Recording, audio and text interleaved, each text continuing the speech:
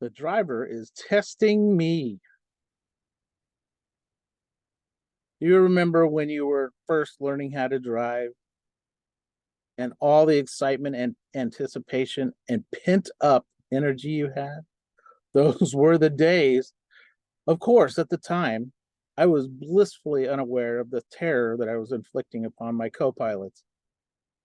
And now, as fate or karma would have it, I drew the short straw, and as my wife ignores reality, it's my turn to ride shotgun on Mr. Toad's Wild Ride. I'm going to share a few thoughts, including the controls and operation, and of course, parking of the vehicle. First, let's take a look inside the vehicle. So, some of the things I've decided are possibly design flaws, like the wiper switch and the column shift are on the same side of the steering column.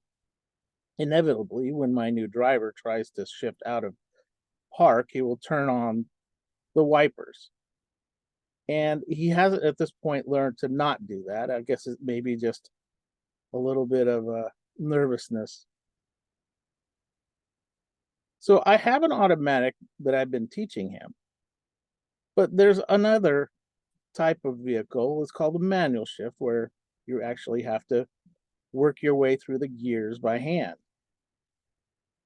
Now, Progressive Auto Insurance states that manual transmission cars account for less than 2.5% of sales in the United States. Fewer than 15% of modern car models even offer a manual transmission as an option.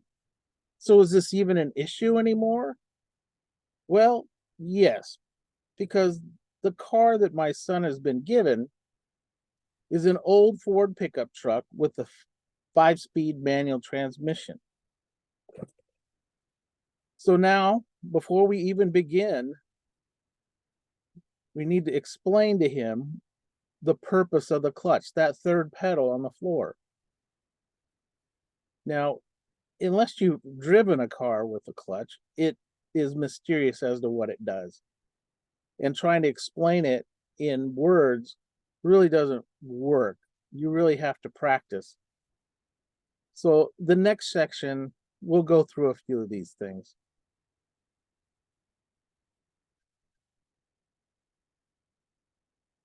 We're going to look around the vehicle. We got the need to check before you leave, check the tires, check the lights, make sure that everything is in working order. Now, we may not do this as adults, but it's a good habit to get your child to do. Another thing is he needs to learn how to put gas in his own car. Otherwise, you're going to be filling up his car forever, which means you'll be paying for this gas forever.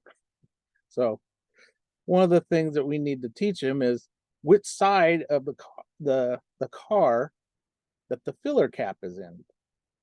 Now, most of the times you'll be able to tell just by looking at the gas gauge inside the vehicle. Most modern cars have a little arrow that points to either side of the car that says the gas cap's either on the left or the right. Now, the first couple of times you maybe have some issues with your son or daughter trying to fill up the gas. Now, they tend to not get it in there into the tank all the way, and it starts and stops, and they pull it out, and we end up with gasoline all over the ground. So we're always having the Costco attendant come over and wipe it up with his little thing. Is there a problem here? Well, kind of. New driver, they understand. Now, don't forget to hold on to the hose. Once you have the thing securely in, it doesn't mean it's going to stay in there. If the thing's spring loaded, it may pop itself out of your gas tank.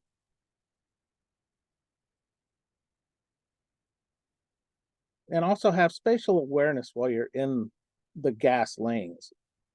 Parking too close or too far is not going to allow you to be able to either put the hose in or get to the pump itself to put the money in, or open the door to get out of the car.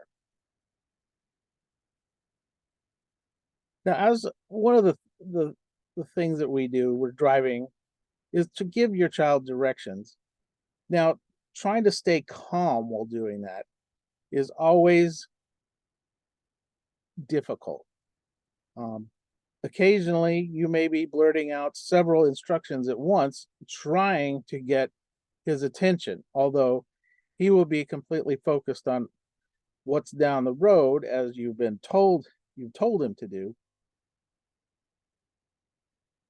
Now, if you ask him to go to the liquor store, is this wrong? I mean, you're going to need to de-stress somehow. So when you're out on the road, you need to be aware of all of the things around you and be careful.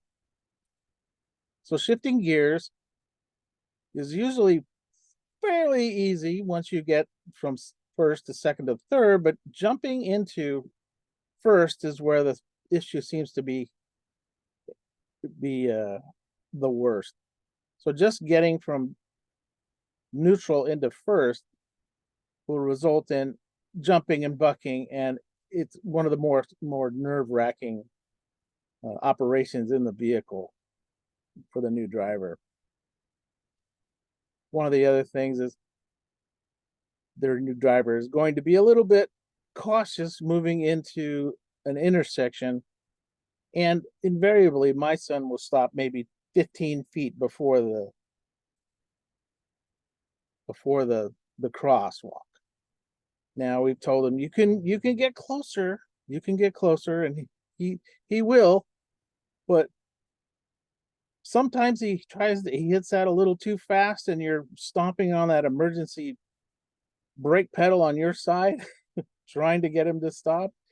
So after you've berated him and told him he doesn't know what he's doing, and you calm down, he takes us all to heart, and now we're slowly coming up to intersections as not to scare the stop signs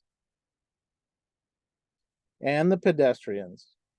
And the pedestrians are always the afterthought. You need to look at the corners and the oncoming traffic. And now for the most stressful part, parking.